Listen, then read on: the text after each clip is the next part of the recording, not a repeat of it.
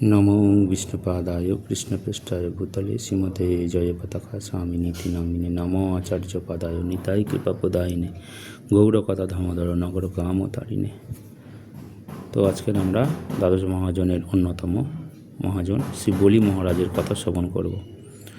ভগবানের পাদপদ্মে আত্মসমর্পণে উজ্জ্বল দৃষ্টান্ত বলি মহারাজ ভাগবত শ্রী প্রহ্লাদ মহারাজের পৌত্র বলি মহারাজ।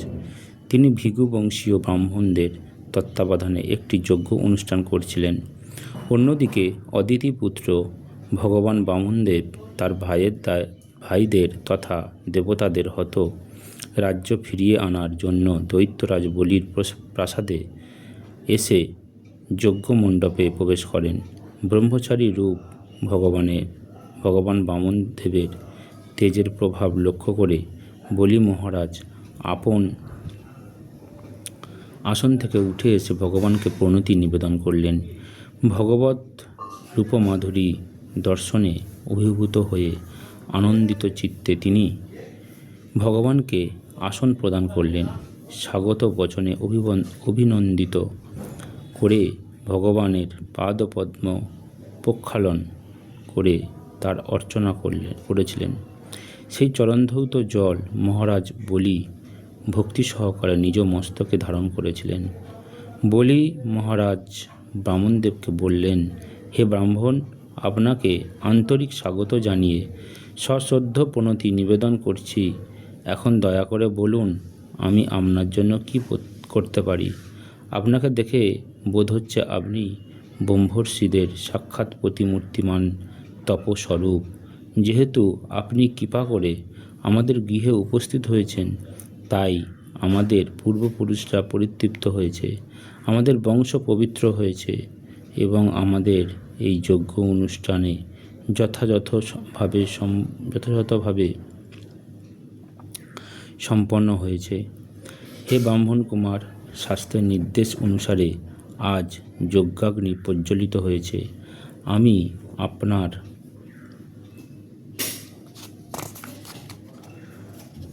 পাদধৌত জলের দ্বারা সমস্ত পাপ থেকে মুক্ত হয়েছি। হে প্রভু, আপনার চরণ কমল স্পর্শে সারা পৃথিবী পবিত্র হয়েছে।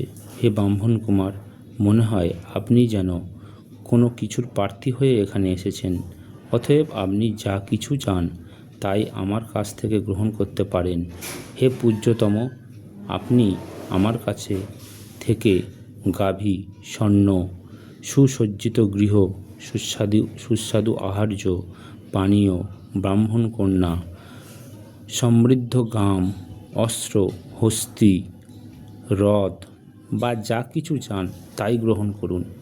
শ্রী ব্রাহ্মণদেব বললেন, হে রাজন, আপনি যথার্থই মহান, কারণ ঐহিক বিষয়ে ভৃগুবংশী ব্রাহ্মণেরা আপনার উপদেষ্টা, পারলৌকিক কর্মে অর্থাৎ ভগবদ্ধাম প্রাপ্তি উপায়ে স্বরূপ নিত্য কর্মে আপনার শান্ত প্রকৃতি পিতামহ কুলবৃদ্ধ প্রহ্লাদ মহারাজ আপনার উপদেষ্টা। আপনার এইরূপ আচরণ আপনার বংশের উপযুক্ত এবং তা আপনার যশ বৃদ্ধি করবে। হে রাজন, আমি জানি যে এখনও পর্যন্ত আপনার বংশে কোনো সংকীর্ণমনা অথবা কৃপণ ব্যক্তির জন্মগ্রহণ করেননি। যিনি যাচক ব্রাহ্মণদের প্রত্যাখ্যান করেছেন, অথবা এমন কেউ জন্মায়নি যিনি প্রতিশ্রুতি দিয়ে দান করেননি, এমন কেউ জন্মাননি যিনি যুদ্ধক্ষেত্রে ক্ষত্রিয়দের যুদ্ধ দান করতে প্রত্যাখ্যান করেছেন। আপনার বংশেও বিশেষভাবে যশস্বী হয়েছে পরম ভাগবত প্রহ্লাদ মহারাজের উপস্থিতির ফলে। প্রহ্লাদের পুত্র বিরোচন মহারাজ আপনার পিতা। বিরোচন মহারাজও অত্যন্ত ব্রাহ্মণ বেশধারী দেবতাদেরকেও জেনেও তিনি তাদের প্রার্থনায় তার আয়ু তাদেরকে দান করেছিলেন। হে দৈত্যরাজ, আপনার পূর্বপুরুষ মহাবীরেরা বিশাল কীর্তিমান ছিলেন। আপনিও তার পদাঙ্ক অনুসরণ করেছেন। আপনি অনেক কিছু আমাকে উদারভাবে দান করতে সমর্থ, কিন্তু আমি মাত্র আমার পা রাখার মতো পরিমিত ত্রিপাদ ভূমি ভিক্ষা চাইছি। যদিও আপনি অত্যন্ত উদার এবং আমিও যত ইচ্ছা ভূমি চাইতে পারি, কিন্তু প্রয়োজনের অতিরিক্ত চাওয়া ব্রাহ্মণের উচিত নয়। বিদ্বান ব্রাহ্মণ যদি কেবল তার প্রয়োজন অনুসারেই অন্যদের কাছ থেকে দান গ্রহণ করে, তাহলে তার পাপ হয় না। বলি মহারাজ বললেন, হে ব্রাহ্মণ কুমার, তোমার উপদেশ বিজ্ঞ বৃদ্ধদের মতো, কিন্তু তুমি বালক, অপরিণত বুদ্ধি। আমার কাছে কিছু চাইতে এসে তোমার মধুর বাক্যে আমাকে তুষ্ট করে কেবল ত্রিপদ ভূমি চাইছ। তুমি জানবে অন্তরিক্ষের সমস্ত গ্রহলোক আমার অধিকারের আছে। অনায়াসে আমি তোমাকে একটি গ্রহ দ্বীপ দিতে পারি। হে বালক, তুমি জানবে আমার কাছে যে একবার ভিক্ষা করতে আসে, তাকে আর অন্য কোথাও ভিক্ষা করতে হয় না। তাই তোমার জীবিকা নির্বাহের যোগ্য প্রচুর ভূমি গ্রহণ করো। হে ব্রাহ্মণ, শ্রী বামনদেব বললেন, হে রাজন, ত্রিভুবনের মধ্যে ইন্দ্রিয় তৃপ্তি সাধনের যত বস্তু থাক, যেগুলি অজিতেন্দ্রিয় ব্যক্তির কামনা পূর্ণ করতে পারে না, ত্রিপাদ ভূমিতে যদি তুষ্ট না হই, তবে 9টি বৎসর সমন্বিত একটি দ্বীপ লাভ করে তুমি তুষ্ট হবে না, লাভ করেও তুষ্ট হব না। এখন সপ্তদ্বীপ লাভের ইচ্ছা হবে। পৃথু, গয় প্রভৃতি অতি পরাক্রমশালী রাজারা সপ্তদ্বীপে আধিপত্য লাভ করেও তাদের উচ্চাভিলাষ পূর্ণ হয়নি। পারদ্ধ কর্মফলে যা লাভ হয় তা নিয়েই তুষ্ট থাকা উচিত, কারণ অসন্তোষ কখনো সুখ দিতে পারে না। কামনা বাসনা ও অর্থ লিপ্সা অসন্তোষের কারণ। এই অসন্তোষ সংসার অর্থাৎ জন্ম মৃত্যুর কারণ। সংসার থেকে মুক্তি হতে গেলে ভগবানের ইচ্ছায় যা লাভ হয় তা নিয়েই সন্তুষ্ট থাকতে হয়। সন্তুষ্ট ব্রাহ্মণের তেজ বৃদ্ধি হয়। অসন্তুষ্ট ব্রাহ্মণের পারমাত্মিক শক্তি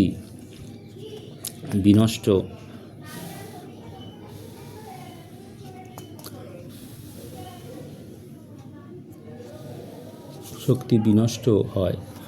যেমন জল ঢাললে আগুনের তেজ বিনষ্ট হয়, তাই হে দাতাশ্রেষ্ঠ, কেবল আমাকে ত্রিপাদ ভূমি দিন, তাতেই আমি সন্তুষ্ট হব।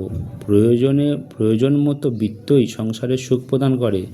বলি মহারাজ প্রীত হয়ে বললেন, বেশ, তোমার যা ইচ্ছা তাই গ্রহণ করো। এই বলে তাকে ভূমি দান করার জন্য সংকল্প করতে জলপাত্র গ্রহণ করলেন। সেই সময় বলি মহারাজকে বাধা দিয়ে কুলগুরু দৈত্যগুরু শুক্রাচার্য বললেন, হে বিরোচনপুত্র, এই ব্রাহ্মণরূপী ব্রহ্মচারী সাক্ষাৎ বিষ্ণু। ইনি অদিতি ও কশ্যপের পুত্র রূপে দেবতাদের কার্য সাধন করবার জন্য আবির্ভূত হয়েছে। তাকে ভূমি দান করার প্রতিশ্রুতি দিয়েছ, তাই তুমি ভয়ঙ্কর পরিস্থিতি প্রাপ্ত হয়েছ। তা তুমি জানো না। এই প্রতিশ্রুতি তোমার পক্ষে হিতকর হবে না, বরং দৈত্যদের অত্যন্ত অনিষ্ট হবে।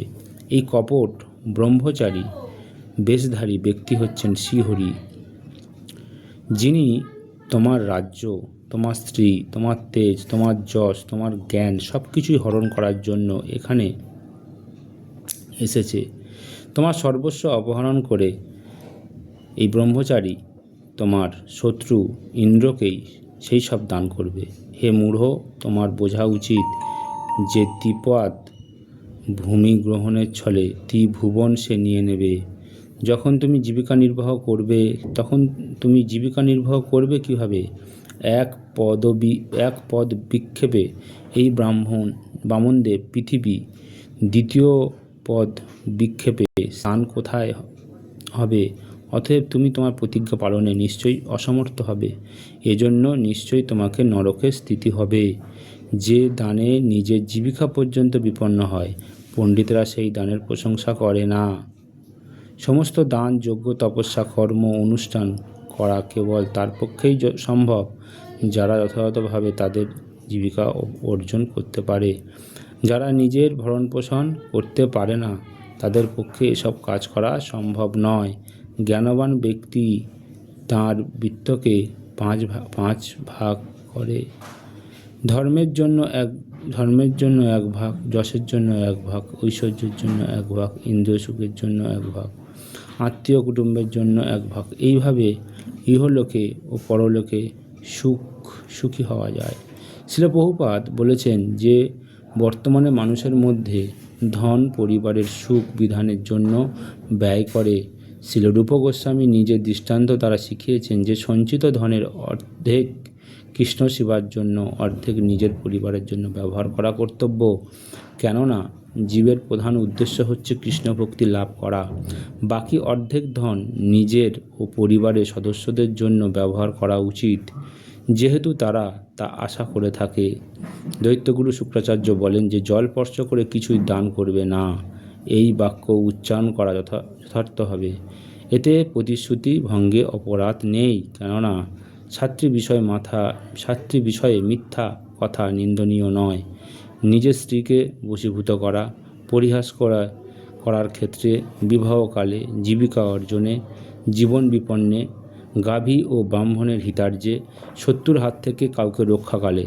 তো কুলগুরু শুক্রাচার্য উপদেশ পেয়ে বলি মহারাজ ক্ষণকাল মৌন থেকে গুরুদেবকে বললেন, আপনি আগেই শিখিয়েছেন যে ধর্ম অর্থ, রোজগার, ইন্দ্রিয় সুখ ভোগ, যশ ও জীবিকায় বাধা সৃষ্টি করে না, তাই গৃহস্থদের প্রকৃত ধর্ম। আমিও তা সত্য বলে জানি। আমি প্রহ্লাদ মহারাজের পৌত্র। কখনো ব্রাহ্মণকে প্রতিশ্রুতি দিয়ে সেই প্রতিশ্রুতি ভঙ্গ করতে পারি না। প্রবঞ্চনা করা ঠিক নয় এবং অসততা থেকে গুরুতর অধর্ম আর কিছু নেই। মা বসুন্ধরা বলেছিলেন যে আমি মিথ্যাবাদী মানুষ ব্যতীত অন্য যে কোনো ভার বহন করতে পারি। নরক, দারিদ্র, মৃত্যু কোনো কিছুকে ভয় পাই না, কিন্তু ব্রাহ্মণকে বঞ্চিত করতে ভয় পাই না। আমার মৃত্যু একদিন অনিবার্য। এই জগতের সমস্ত সম্পদ তখন আমাকে পরিত্যাগ করবে। তাই এখন জীবৎকালে সেই সম্পদ দিয়ে বিষ্ণুর প্রসন্নতা বিধান হলেই জীবন ধন্য বলে মনে করব। দধিচি, শিবি প্রমুখ মহাত্মারা ভগবানের কল্যাণে নিজের উদ্দেশ্যে নিজেদের জীবন পর্যন্ত উৎসর্গ করেছিলেন। আর আমরা সেই সামান্য ভূমি পরিত্যাগের ব্যাপারে এত চিন্তা, বিচার, বিবেচনা করার কি আছে? হরিবল।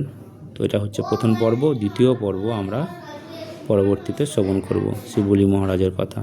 জয় শ্রীকৃষ্ণ চৈতন্য প্রভু নিত্যানন্দ শ্রী অদ্বৈত গদাধর শিবাসাদি গৌর ভক্তবৃন্দ। হরিবল। সকলকে অসংখ্য ধন্যবাদ।